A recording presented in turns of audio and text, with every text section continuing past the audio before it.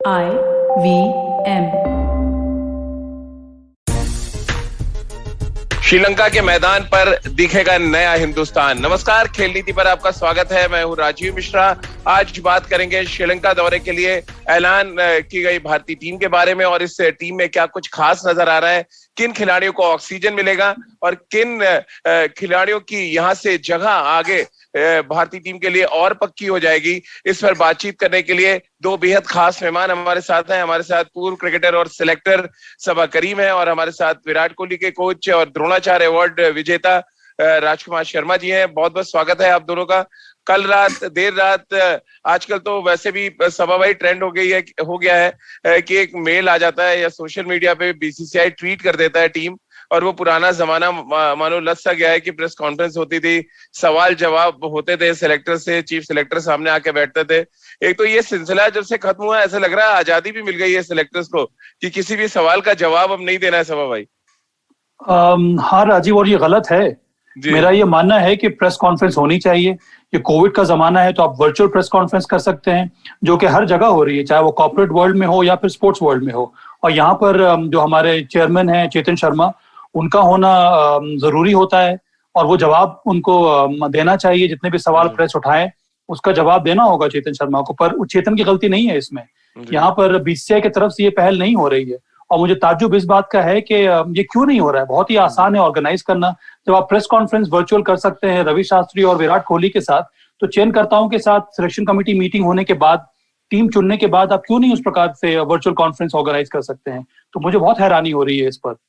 ये वाकई राजकुमार जी पहले जवाबदेही होती थी, ऐसा लग रहा है जवाबदेही नहीं है अब क्योंकि आपको सैलरी मिलती है और जब सैलरी मिलती है तो फिर आपकी जवाबदेही भी बनती है। क्यों आपको लग रहा है कि ये प्रेस कॉन्फ्रेंस बंद कर दी गई है अचानक? पिछले कई सालों से हम देख रहे हैं। एमएसके प्रसाद आखिरी चीफ सिलेक्टर थे जिनकी प्रेस कॉन्फ्रेंस हमने देखी और सुनी।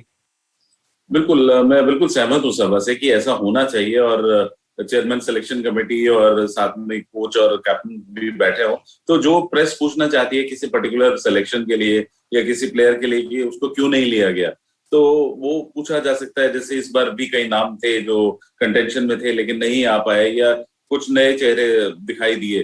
तो इस बार जैसे एक और क्लॉज हुआ कि मुझे लगता नहीं कि इस बार फिटनेस का पार्ट देखा गया, योयो टेस्ट इन सभी प्लेयर्स ने क्लियर किया, मुझे डाउट है। तो ऐसी कुछ चीजें अगर चेयरमैन बैठे हो वहां पर सिलेक्शन कमेटी का, वो जवाब दे सकते हैं और प्रेस हमेशा पूछ सकती है और ट्रांसपेरेंसी बढ़ सकती है। और उसके साथ साथ राजीव, मुझे लगता है कि खिलाड़ियों के लिए भी जिनका चयन नहीं हुआ है उनके लिए भी ये जानना बहुत आवश्यक हो जाता है। अगर प्रेस ने चेयरमैन से इस प्रकार के सवाल उठा लिए कि आपने इस खिलाड़ी को नहीं लिया, तो वो जो जवाब मिलता है चेयरमैन का, उससे बहुत कुछ संकेत जाता है जिसका जिन खिलाड़ियों का चयन नहीं हुआ है उस प्रकार से वो मेहनत कर सकते हैं, उस प्रकार से अपने कमजोरियों पर वो काम कर सकते हैं ताकि आने वाले समय में उनका परफॉर्मेंस इंप्रूव हो जाए और फिर से उनका चयन हो जाए भारतीय टीम में। तो चलिए 13 जुलाई से ये दौरा शुरू होगा श्रीलंका का। आप सभी को जैसे कि पता है कि वर्ल्ड टेस्ट चैंपियनशिप और उसके बाद इंग्लैंड दौरे के लिए भारत की एक और टीम, मैं बी ए टीम नहीं कहूंगा, भारत की एक और टीम इंग्लैंड दौरे पे होगी और ठीक उसी बीच में यानी कि टेस्ट चैंपियनशिप जैसे ही खत्म होगी उसके बाद श्रीलंका दौरा चर्चा में आ जाएगा। तो हम सब भी जो टीम चुनी गई उस पर एक डिटेल में चर्चा कर लेते हैं खेल नीति के प्लेटफॉर्म पर। यहाँ पर सभा भाई, कुछ खिलाड़ियों को ऑक्सीजन मिला है तो कुछ खिलाड़ियों को संजीवनी मिली है, ये कह सकते हैं हम, और कुछ खिलाड़ी ऐसे हैं जिनको नया नया टेस्ट मिलेगा नीली जर्सी पहनने का।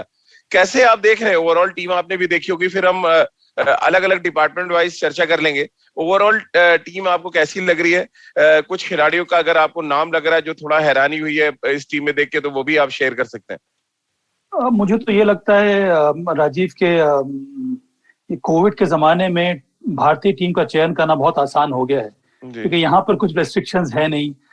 15 की टीम आपको चुननी नहीं है, आप उसके अलावा भी टीम प्लेयर्स को चुन सकते हैं क्योंकि हर एक टीम में कुछ ना कुछ रिजर्व खिलाड़ी चाहिए होते हैं। तो उस हिसाब से मुझे लगता है कि जो जितने सारे प्लेयर्स हैं जो इंडिया ए के लिए खेल चुके हैं, जो व्हाइट बॉल क्रिकेट खेलते आ रहे हैं भारतीय टीम के लिए, जिनका चयन इंग्लैंड दौरे पे नहीं हुआ था, उन सभी को शामिल किया गया है। कहीं पृथ्वी शॉ का भी नाम आ गया है तो वहां पर नवदीप सैनी भी हैं। कई सारे युवा खिलाड़ियों का नाम आया है। चेतन सकारिया को टीम में चयन किया गया है क्योंकि उनका आईपीएल के दौरान T20 में अच्छा प्रदर्शन था, उसके हिसाब से उनको चेन में रखा गया है। तो मुझे लगता है कि जितने खिलाड़ी जो एक तरह से चयनकर्ताओं के दिमाग में थे, उनके पूल में थे, उन सभी खिलाड़ियों का चयन हो गया है इस समय। और हालांकि सिर्फ 3 एक दिवसीय मैच है और 3 T20 मैच है, पर इतने सारे प्लेयर्स आपके सामने होंगे, तो ये शानदार मौका है हर एक खिलाड़ियों के लिए भी, और मुझे लगता है चयनकर्ताओं के लिए भी कि व्हाइट बॉल क्रिकेट में कौन सा खिलाड़ी अच्छा करेगा, कौन सा खिलाड़ी आने वाले समय में अपने आप को स्पेशलिस्ट के तौर पर मैदान में उतर सकता है, ये सारी चीजें देखने को मिलेंगी चयनकर्ताओं को। राजकुमार सर, दिल्ली के लिए खास तौर से, क्योंकि आप हेड कोच रहे हैं दिल्ली टीम के, दो बड़ी इंपॉर्टेंट चीजें हुई। एक तो शिखर धवन कप्तान बने, बड़े दिनों से आस लगाए वो बैठे हुए थे, तो चलिए एक तो कप्तानी मिल गई है। अब जाट जी किस तरह से टीम को लीड करते हैं, बांसुरी किस तरह से बजवाते हैं अपनी टीम के खिलाड़ियों से, ये देखना बहुत दिलचस्प होगा। लेकिन दूसरा इंपॉर्टेंट फैक्टर, नीतीश राणा, उनको डोमेस्टिक क्रिकेट में अच्छा करने का ऐसा लग रहा है इनाम सा मिला।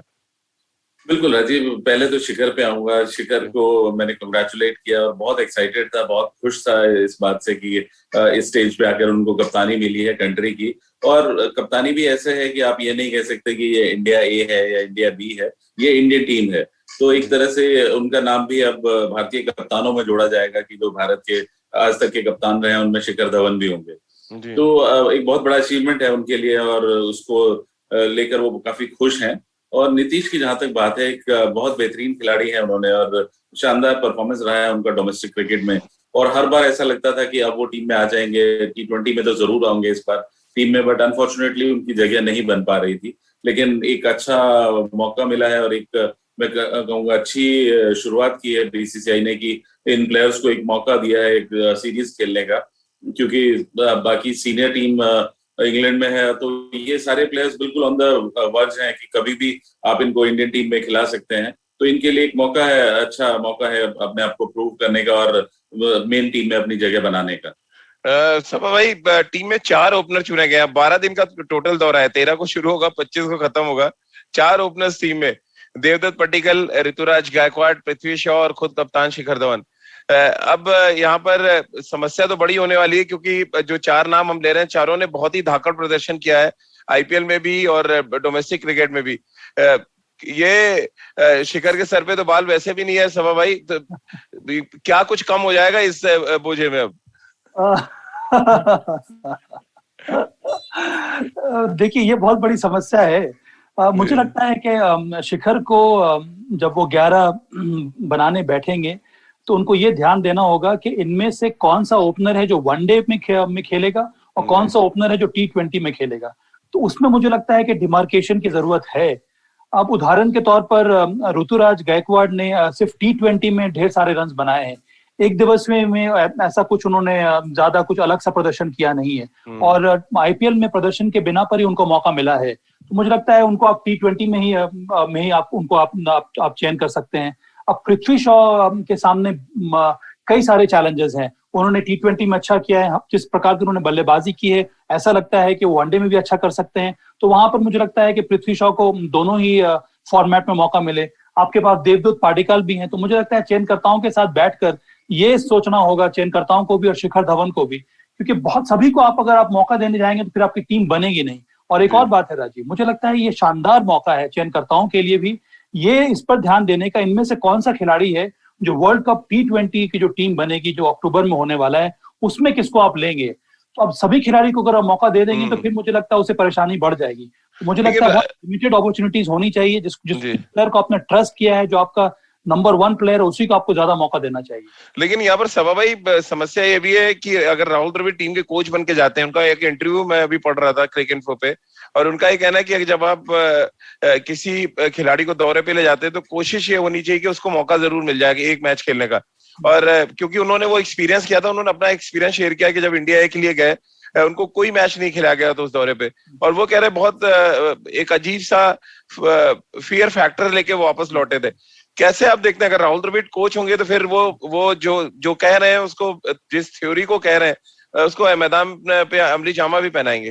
राजीव, एक बहुत बड़ा अंतर है कि राहुल द्रविड़ जो बात कर रहे हैं वो इंडिया ए के लिए बात कर रहे हैं, और हम लोगों ने जो प्लान किया था इंडिया ए के लिए, जब मैं बीसीसीआई में था, तब यही हम लोग हमारा ये ये फोकस था, ये इंटेंशन था कि जितने भी खिलाड़ी हम ले जाएं बाहर के दौरे पर, या फिर हम होम सीरीज में अगर मैच खेल रहे हैं इंडिया ए के लिए, तो सभी खिलाड़ियों को मौका मिलना चाहिए। वो परफॉर्मेंस बेस्ड नहीं था, वो जो दौरा होता था उसमें ये नहीं था कि हमें हर एक मैच जीतना है, वो दौरा होता था एक एक्सपोजर ट्रिप के लिए। तो अगर हम लोग 16 बच्चों को ले गए हैं अपने यहाँ से, तो बहुत जरूरी है कि हर एक खिलाड़ी को मौका मिलना चाहिए। पर यहाँ पर ये इंडिया के मैचेस हो रही है, इंडिया ए की टीम नहीं है, ये इंडिया की टीम है। तो मुझे नहीं लगता है कि उस प्रकार की सोच के साथ राहुल द्रविड़ अगर वो कोच बनते भी हैं तो उनके वो ये सोच के साथ मैदान में उतरेंगे। यहाँ पर प्रयास यही होगा कि इंडिया की टीम है, आपको मैच जीतना है, ये अच्छा मौका है यंगस्टर्स को चांस देने के लिए, जो उनको लगेगा कि वर्ल्ड कप T20 में खेल सकते हैं या फिर आने वाले समय में वनडे क्रिकेट के लिए भी खेल सकते हैं भारत के लिए। मुझे लगता है टॉप 11 दोनों ही फॉर्मेट में मेरे विचार से खेलना चाहिए। राजकुमार सर, एक तो राहुल द्रविड़ वाली बात पे आपकी क्या राय है, और दूसरा मिडिल ऑर्डर में आए तो एक नाम मुझे बड़ा खटक रहा है और वो है मनीष पांडे का नाम।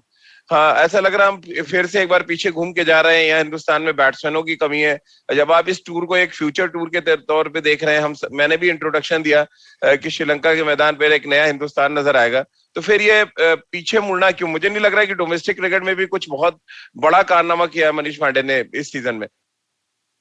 देखिए, मनीष पांडे एक ऐसे प्लेयर हैं जो ऑफ एंड ऑन बहुत अच्छा परफॉर्मेंस करते रहे, लेकिन कंसिस्टेंट कभी भी नहीं रहे, और उसी का खामियाजा उनको भुगतना पड़ता है कि वो एक सीरीज में आते हैं, फिर एक मैच खेलते हैं और फिर बाहर हो जाते हैं। अब दोबारा उनको एक मौका है कि वो अपने आप को एस्टेब्लिश करें, और मुझे लगता है कि शायद ये एक बहुत जबरदस्त मौका है उनके लिए अपने आप को एस्टेब्लिश करने का, क्योंकि इसके बाद चांस मिलना काफी मुश्किल होगा मनीष पांडे को, अगर वो यहाँ पर परफॉर्म नहीं करते। लेकिन वो जिस तरह के खिलाड़ी हैं, जिस तरह की उनकी फिटनेस है, मुझे पूरी आशा है कि वो अच्छा परफॉर्मेंस करेंगे।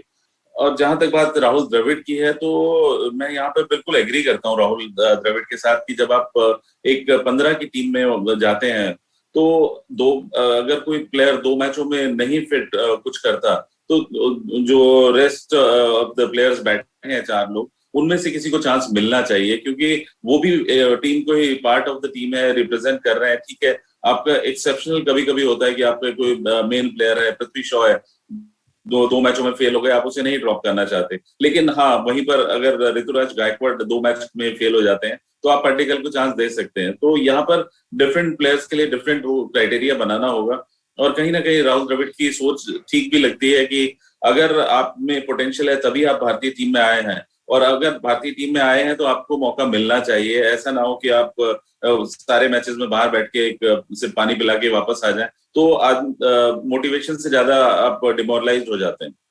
क्या सभा भाई, संजू सैमसन भी मनीष पांडे वाली कड़ी में तो नहीं आ जाएंगे? एक बार फिर मौका मिला है, लेकिन जब भी वो नीली जर्सी पहनते हैं सडनली वो नीली जर्सी ऑफ कलर हो जाती है। राजीव, मुझे तो आशा यही है कि संजू सैमसन को मौका मिलना चाहिए। इस बार आईपीएल के दौरान मुझे लगा कि थोड़ी बहुत मेच्योरिटी के साथ उन्होंने बल्लेबाजी की थी। बहुत ब्राइट फ्यूचर है संजू सैमसन के पास, जिस तरह के वो बैटिंग करते हैं, जिस तरह का अप्रोच रहता है उनका। सिर्फ जो एक कमी नजर आती है उनके बल्लेबाजी में, वो है कंसिस्टेंसी। पर इस बार जैसा कि मैंने कहा कि वो कंसिस्टेंसी थोड़ी बहुत नजर आ रही थी, और मुझे लगता था ये भी कि कप्तानी की रिस्पॉन्सिबिलिटी से उनके बल्लेबाजी को कुछ हद तक फायदा मिला है। तो मुझे लगता है यही सोच के साथ एक बार फिर से उनका चयन हुआ है। उम्मीद यही है कि आने वाले समय में वो शानदार प्रदर्शन करें, पर वो खेलेंगे किस तरह से, क्योंकि ईशान किशन भी आपकी टीम में है। कीपिंग कौन करेगा? ईशान किशन करेंगे या फिर संजू सैमसन करेंगे? यही तो है राजीव, यही तो सवाल पूछना था चयन करता से कि साथ आपने टीम में चुनी है, चाहे वो मनीष पांडे की बात हो या फिर संजू सैमसन की हो या फिर ईशान किशन की हो। आपके वनडे प्लेयर्स कौन से हैं, आपके T20 के प्लेयर्स कौन से हैं? यही सारे सवाल तो पूछने थे। बिल्कुल सभा भाई, एक जो बड़ी इंपॉर्टेंट फैक्टर है कि सूर्य कुमार यादव, ईशान किशन, हार्दिक पांड्या और कुणाल पांड्या, क्या इनके लिए ये एक ऐसा प्लेटफॉर्म है इस वक्त जो वर्ल्ड कप का टिकट पक्का कर देगा श्रीलंका दौरा? हाँ, मुझे लगता है कि देखिए, पिछला जो मैचेस हुए थे T20 के इंग्लैंड के विरुद्ध, कुछ हद तक उसी प्रकार के टीम कॉम्बिनेशन के साथ भारत को उतरना चाहिए, क्योंकि ये सोच होनी चाहिए चयनकर्ताओं की कि आपने जो इंग्लैंड के विरुद्ध T20 हुआ है, वहां पर आपने एक हिसाब से अपने दिमाग में बना लिया है कि आने वाले समय में वर्ल्ड कप T20 की रूपरेखा क्या होगी। तो उस लिहाज से अगर देखा जाए तो ऐसे सारे प्लेयर्स जिन्होंने इंग्लैंड T20 के विरुद्ध मैचेस खेले हैं, उनको और मौका मिलना चाहिए यहाँ पर जो T20 के 3 मैचेस होंगे। तभी मुझे लगता है कि चयनकर्ताओं के दिमाग में एक जो कॉम्बिनेशन है जो वर्ल्ड कप T20 खेलेगा, वो कुछ हद तक कॉन्क्रेटाइज हो जाएगा। और फिर इन प्लेयर्स को भी फायदा मिलेगा। उस तरह से आपको प्लेयर्स को बैक करना पड़ेगा, ट्रस्ट करना होगा, चाहे वो ईशान किशन हो, सूर्य कुमार यादव हो, कृणाल पांडे हो। चलिए हार्दिक पांडे को तो रहना जरूरी है, पर इन तीनों खिलाड़ी को भी उस तरह का आपको स्पेस देना होगा, तभी मुझे लगता है कि आने वाले समय में हम एक शानदार वर्ल्ड कप T20 की टीम बना सकते हैं। राजकुमार सर, गेंदबाजों की तो पूरी फौज जा रही है। 9 गेंदबाज हैं, 11 बल्लेबाज हैं, 5 स्पिन गेंदबाज हैं, उनमें यजुवेंद्र चहल, कुलदीप यादव, उसके अलावा मैं देख रहा था कि वरुण चक्रवर्ती भी आ गए इसमें, और कृष्णप्पा गौतम और राहुल चहर। अब आप बताएं जरा कि इतनी बड़ी फौज, जिसमें से 2 खिलाड़ी तो मुझे लग रहा है यूए टेस्ट पास भी नहीं कर सकते हैं, क्या इस टीम के साथ यूए टेस्ट वाला मामला नहीं है? और क्या 5 स्पिनर ले जाना, 4 तेज गेंदबाज ले जाना, 4 तो समझ आता है, 5 स्पिनर 12 दिन के टूर पे वाकई में ज्यादा है राजीव। और यहाँ पर बहुत मुश्किल होगी कप्तान के लिए और कोच के लिए सेलेक्ट करना कि किसको आप मौका दें, क्योंकि कुछ प्लेयर ऐसे हैं, चहल या कुलदीप यादव, जो काफी समय से इंटरनेशनल क्रिकेट खेले हैं। आप उनको ड्रॉप करके एकदम से यंगस्टर्स को नहीं खिला सकते, तो जरूरत नहीं थी 5 स्पिनर्स की। मुझे लगता है कि 3 स्पिनर काफी थे इस टीम में, और उनमें से ही आपको डिसाइड करना होता है कि कौन से वो प्लेयर हैं जो, जैसे सबा ने कहा, कि जो T20 वर्ल्ड कप के लिए आप देख सकते हैं। तो यहाँ पर बहुत ज्यादा चॉइसेस हैं, और इतनी ज्यादा चॉइस है कि कप्तान के लिए एक परेशानी का सबब बन सकती है ये, कि मैं किन प्लेयरों को खिलाऊं और किस किस को चांस दूं यहाँ पर। बिल्कुल 4 स्पिनर हैं इसमें सबा भाई, और खासतौर से वरुण चक्रवर्ती के सिलेक्शन को लेके हमेशा इस तरह से सवाल खड़े होता है कि वो फिट भी है कि नहीं, फिर एक बार टेस्ट हुआ फिर बाहर हो जाए।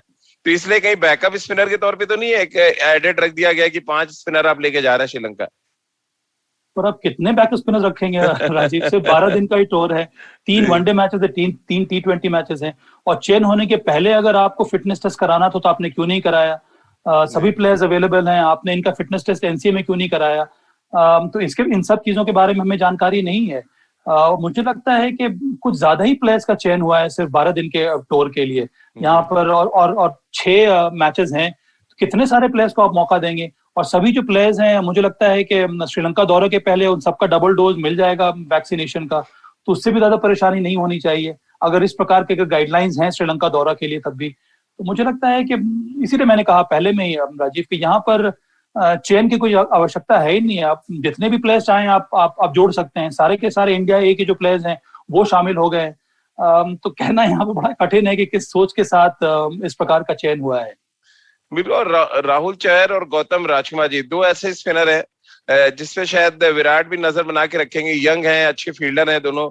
कैसे आप देख रहे हैं इन दोनों स्पिनर्स के लिए, और कुलदीप और चहल की जोड़ी के लिए कितना इंपॉर्टेंट ये दौरा आप देख रहे हैं? क्योंकि एक तरह से कहा जाए डिस्कार्ड किया गया उनको इंग्लैंड दौरे पे, कुलदीप यादव को खासतौर से। कुलदीप के लिए एक बड़ी सीरीज आप देख रहे हैं?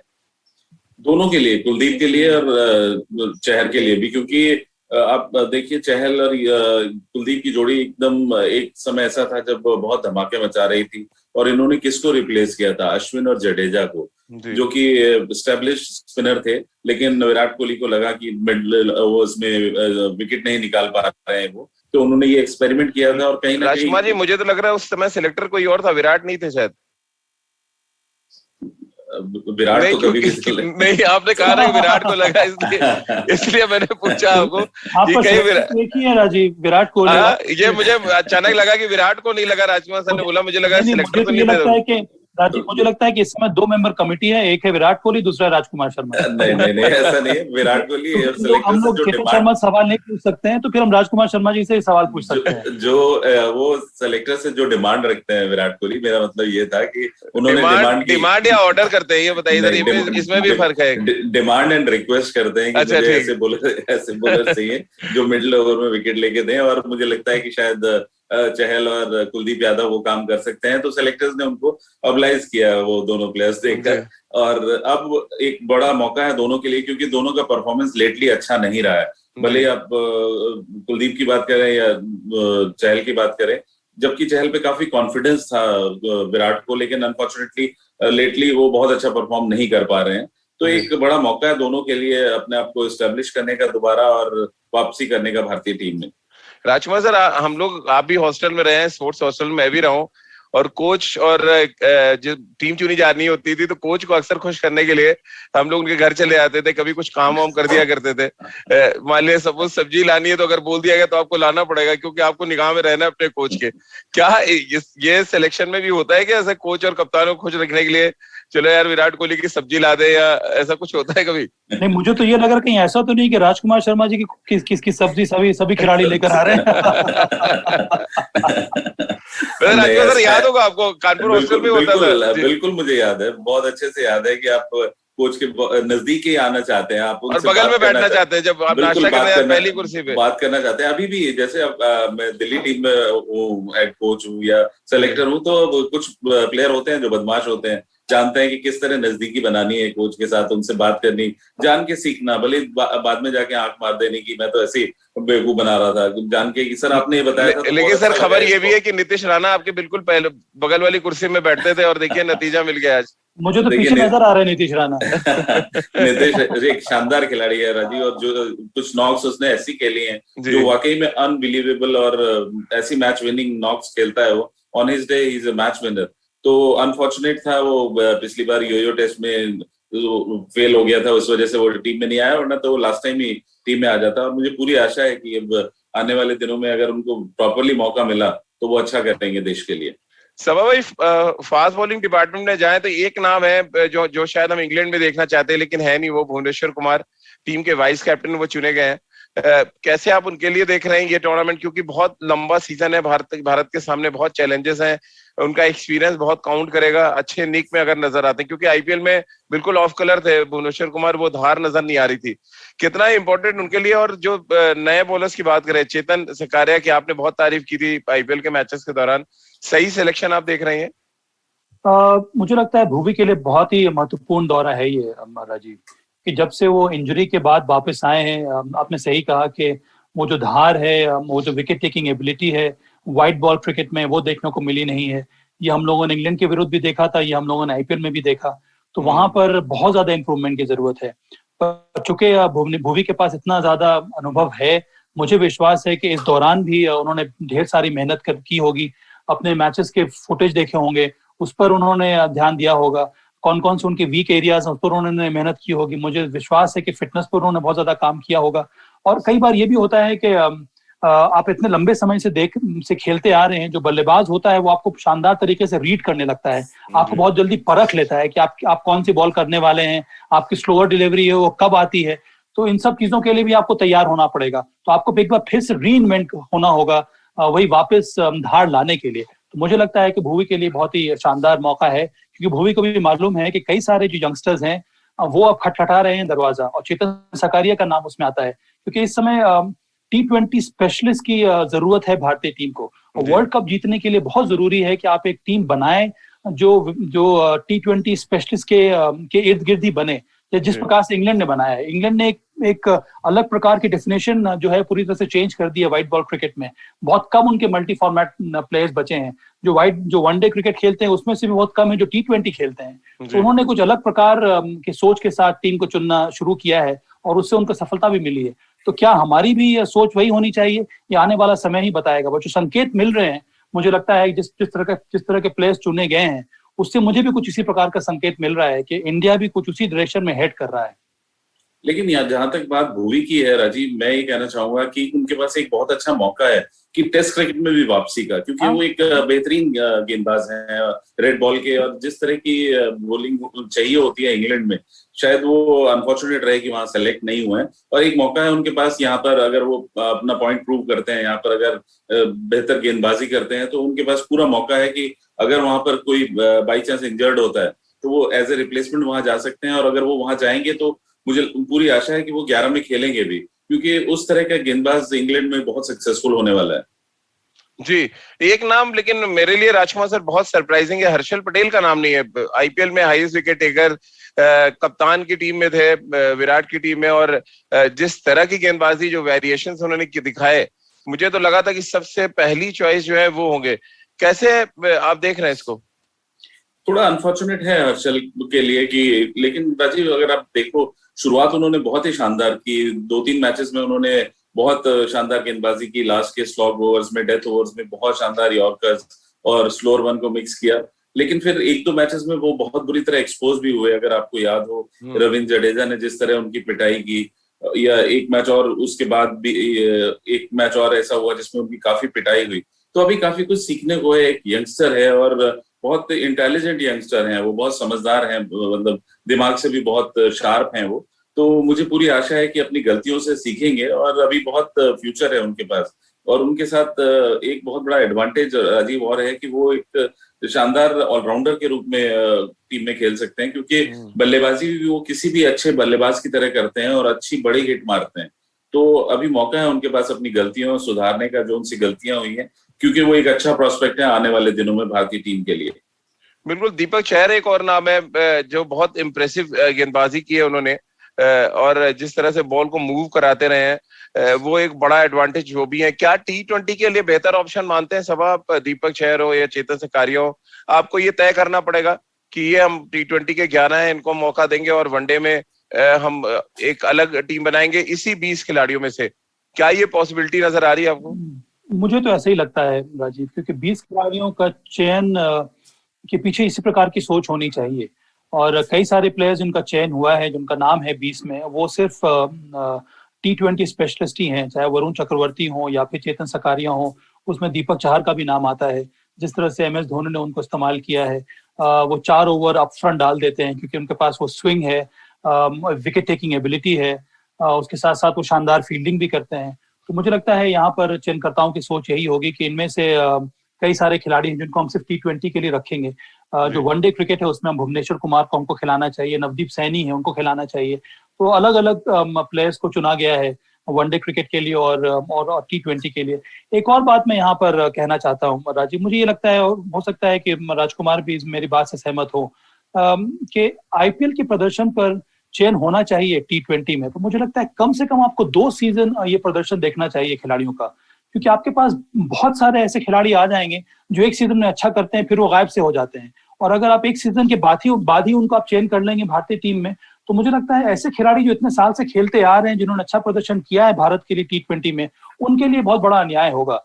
मुझे लगता है कम से कम थोड़ी और संयम के साथ चयनकर्ताओं को प्लेयर्स को चुनना चाहिए। कम से कम 2 शानदार IPL होना चाहिए, IPL सीजन होना चाहिए, उसके साथ साथ 2 शानदार डोमेस्टिक सीजन होना चाहिए।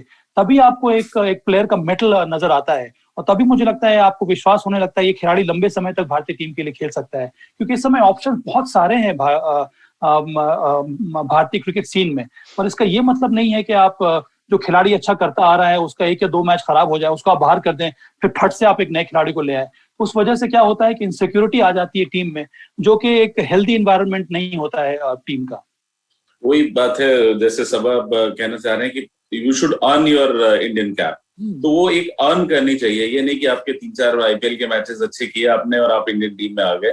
आप मुश्ताक अली में 2 साल अच्छा कीजिए, 2 साल IPL अच्छा कीजिए, तो आप के ऊपर कॉन्फिडेंस भी होगा, सेलेक्टर्स को भी, टीम मैनेजमेंट को भी, कि आप इतना क्रिकेट खेल के आ रहे हैं। अब जैसे सूर्य कुमार यादव है फॉर दैट मैटर, उन्होंने डोमेस्टिक में इतना शानदार प्रदर्शन किया है कि कोई भी कप्तान, विराट कोहली हो या कोई भी कप्तान हो, उनको आउटराइटली वो कहेंगे कि आप 11 में खेलिए क्योंकि आपको इतना एक्सपीरियंस है। तो वहीं आप एक यंगस्टर को जिसने 2-4 मैचेस में अच्छा किया है, आप खिला देंगे तो थोड़ा सा प्रॉब्लम होगी उसको।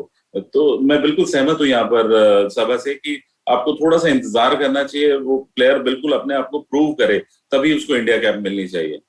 2 खिलाड़ी जैसे कि आपने नाम लिया सूर्य कुमार का, सभा भाई, चलते चलते मैं सूर्य कुमार यादव और ईशान किशन दोनों पे बात करना चाहूंगा। T20 में उन्होंने दिखाया कि उनमें क्या कुछ पोटेंशियल है। वनडे क्रिकेट के लिए आपको लग रहा है बहुत आइडियल मौका है इन दोनों को अपनी जगह सीमेंट करने के लिए, सूर्य और ईशान किशन खास तौर से?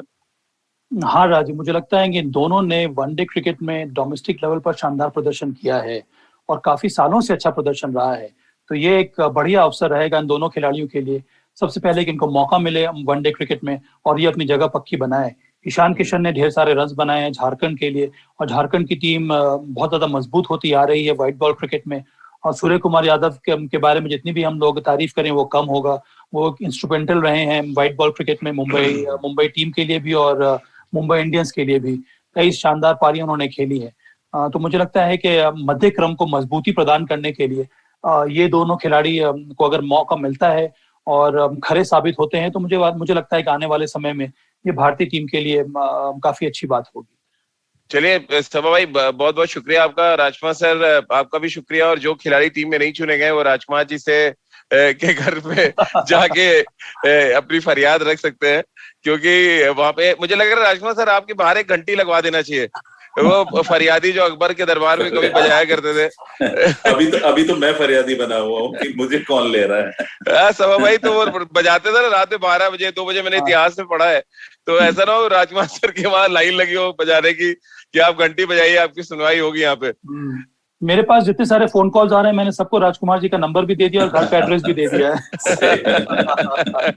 चलिए बहुत बहुत शुक्रिया राजकुमार सर आपका, और सभा भाई आपका भी। और खेल नीति के साथ आप हर रोज जुड़ सकते हैं शाम 7:30 बजे IVM यूट्यूब चैनल और IVM पॉडकास्ट के पेज पर। इसके अलावा आप मेरे साथ भी जुड़ सकते हैं मेरे ट्विटर हैंडल पर @राजीव मिश्र। इसके अलावा आप खेल नीति का हर एपिसोड सुन सकते हैं IVM ऐप पर, IVMpodcast.com पर। इसके अलावा गाना, स्पॉटिफाई, सावन, गूगल पॉडकास्ट या IVM पॉडकास्ट के अन्य प्लेटफॉर्म पर खेल नीति के हर एपिसोड को आप सुन सकते हैं। बहुत बहुत शुक्रिया आपका हमारे साथ जुड़ने के लिए।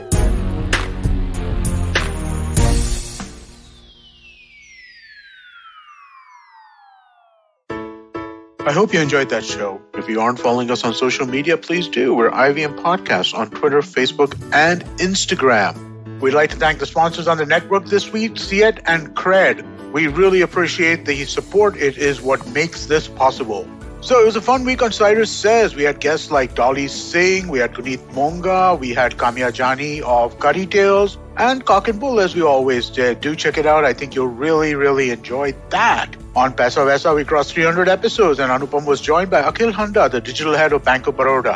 All Things Policy discussed topics like the 100 years of China's Communist Party, the Facebook versus the Government of India case, and the evolution of Indian science. On the Wire Talk, Siddharth Bhatia was joined by Gautam Bhatia to discuss the Central Vista project and why it's attracting so much flack. Sadaf and Archit are back on the Non-Curry podcast, and this time they raise the temperatures as they discuss the beloved spice mirchi. On the Millennial Athlete, this week Tanvi and Shlok speak to Sarita Chauri, a visually impaired judoist. And finally, I want to ask you all to give a listen to the Triangle Offense. Anybody who has heard me talk on a podcast knows I can't shut up about basketball, and these guys know more about it than I do. So if you enjoy basketball, do check this out. Nishant and Monish do an excellent job with this show. I was one of their guests a few months ago, which is how I met them and tried to convince them to come onto the network, and they're finally here. So definitely do check this out. Show's available on all major podcasting platforms, but they also have a daily YouTube episode, which is available on the IVM Podcast channel. And with that, I hope to see you again next week. Hi, I'm Zarina Poonawalla, host of the Empowering Series podcast on the IVM network. I happen to be a peak performance coach and leadership coach by profession, and I'm here to share with you productivity tools, life-altering techniques, and real-life hacks to help you achieve your maximum potential in everything you do, your relationships, professions, careers. So tune in every Monday to unleash your inner power. Be safe, be well, be empowered.